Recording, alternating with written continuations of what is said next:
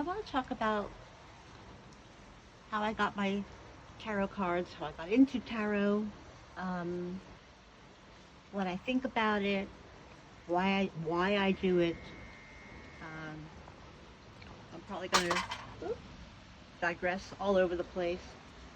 'Cause, yeah, do a lot of sideways thinking. Anyway, um, so I first got my cards. My first deck of cards came from my grandma Helena on my 10th birthday. Grandma Helena. I got great stories about her.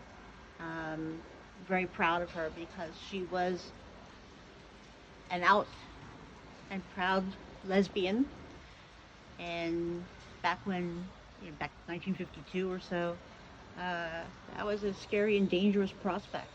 So that's how she got into cards, though, and kind of witchy, whatever, side of life is, by the 1950s, she was a bohemian, one might say a beatnik, certainly living and working in the New York gay community back at a time when you could have your life ruined in so many ways for being found out as gay.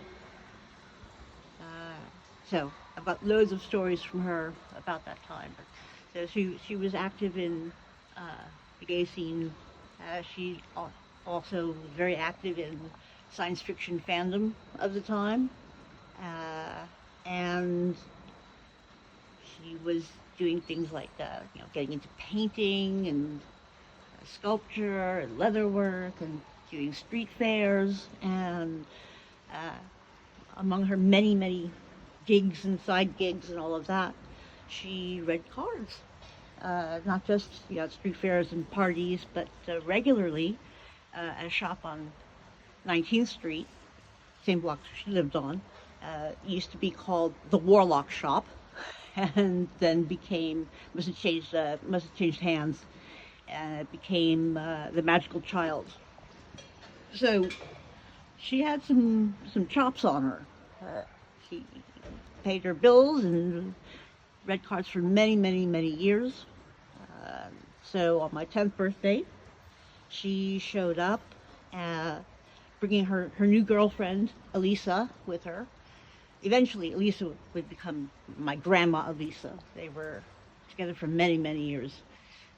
Elisa, she was a pip, uh, quite the stud, very well known, um, both New York and Fire Island. And, anyway, she did astrological charts. Um, so the two of them showed up, and Grandma gave me a Rider Waite set. So that was the card. Rider Waite is a very classic tarot deck. If you don't know about them, with the book, a beginner's book. And she gave me some instructions. She gave many instructions over time, but that first day, she explained it was important that I be careful about handling them. Only handle them intentionally, not casually. Don't let other people play with them. Yeah, you can say to someone, if you're giving them a reading, you can say to them, cut the deck, or pick 10 cards, etc. But that should be the only time that anybody else is handling your deck. Um, you know, Imagine the connection between yourself and your cards. That there's kind of a spiritual, mystical connection. Uh, Thinking about what your question is, or selecting your cards with the reading in mind, or the question in mind. So things of that nature. Also, that they should always, here you see here, they should always be stored, kept dry, clean and dry, of course, but stored in, as she would say, a shmata. It's Yiddish for a rag. But they, hang on, let me pause this for a second.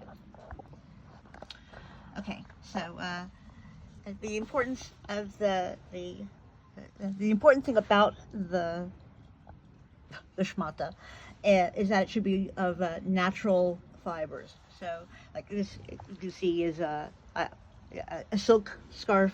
I bought at the Metropolitan Museum of Art.